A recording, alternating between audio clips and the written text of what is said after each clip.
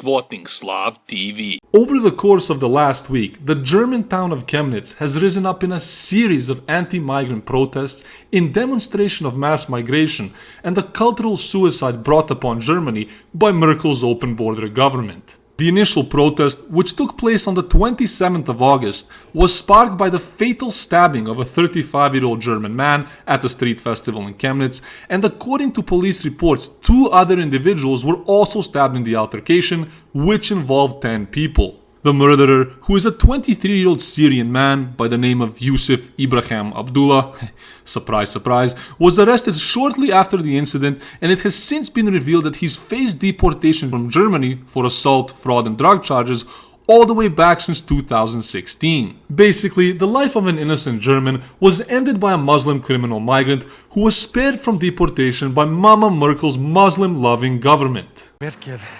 Mama Merkel. Sadly, brutal murders perpetrated by Muslim migrants have become an almost daily occurrence across Germany, and the identities and ethnicities of these murderers, who are usually known to police, are oftentimes concealed and protected in order to avoid racial discrimination. Earlier this year, a young girl in Germany was raped and killed by a Muslim migrant who fled freely back to Iraq. Another migrant beheaded his wife in the middle of the street in broad daylight, and more recently, a German doctor was stabbed to death by his own patient, who, as you may have guessed by now, was also a Muslim migrant. Unlike the others, however, this latest murder in Chemnitz has proven to be the boiling point for many, as thousands of German citizens took to the streets to show their displeasure for the chaos brought on by Merkel's open-door policies. Since 2015, the Merkel government has vowed to let in 1 million migrants into Germany, and it's become more than obvious that this cultural enrichment, which her government so greatly endorses, is anything but enriching.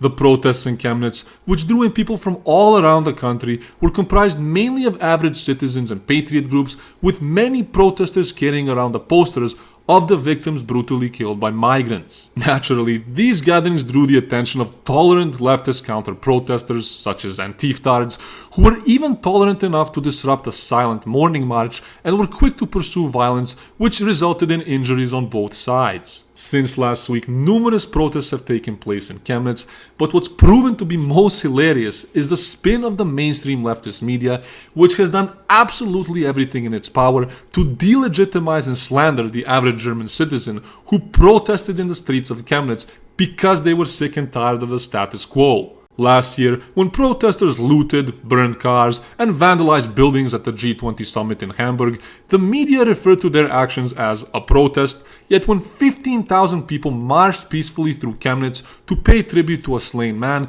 it was labeled a riot. According to the media, these protests, which were comprised mainly of regular citizens, were led by far-right extremists and neo-Nazis who were there to spread xenophobia and anti-migrant sentiments. Just like in Charlottesville last summer, the media focused on small groups of individuals, labeling them neo-Nazis, all the while completely ignoring the fact that these protests were at their core a tribute to the slain man and the many other victims of violent migrant crimes. Speaking of victims, in this scenario, the media made sure to paint Muslims as victims, leftist Antifa counter-protest morons as victims, Jews as victims, and really absolutely anyone else other than the victim himself. The international media was also quick to paint these protests as violent gatherings, even though they were quite obviously started as a response to counter-violence. The AfD, or Alternative for Germany party, which constantly criticizes Merkel and mass migration, was also blamed for inciting and fueling the riots,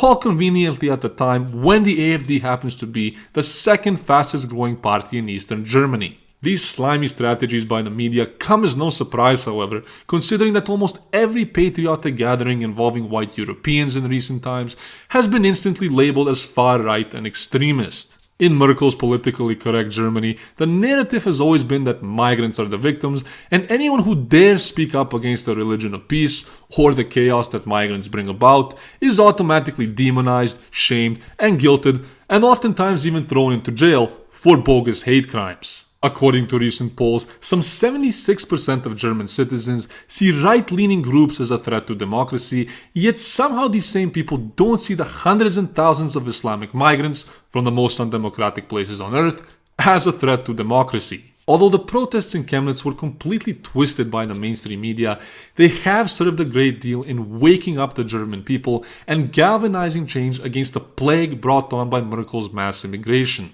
As European governments shift to the right while looking to secure their borders from third world invaders, Merkel's Germany seems to be doing the complete opposite by treating Germany as a revolving door that is constantly open for criminals and terrorists. For many German citizens, the situation in the country has become unbearable, and the protests in Chemnitz are a clear example of this displeasure and a desire for much needed change. With the German elections looming just around the corner, it's become blatantly obvious that the silent majority in Germany will not be silent for much longer, and that Germans will not stand for the sacrifice of their own people and culture at the hands of their traitorous government.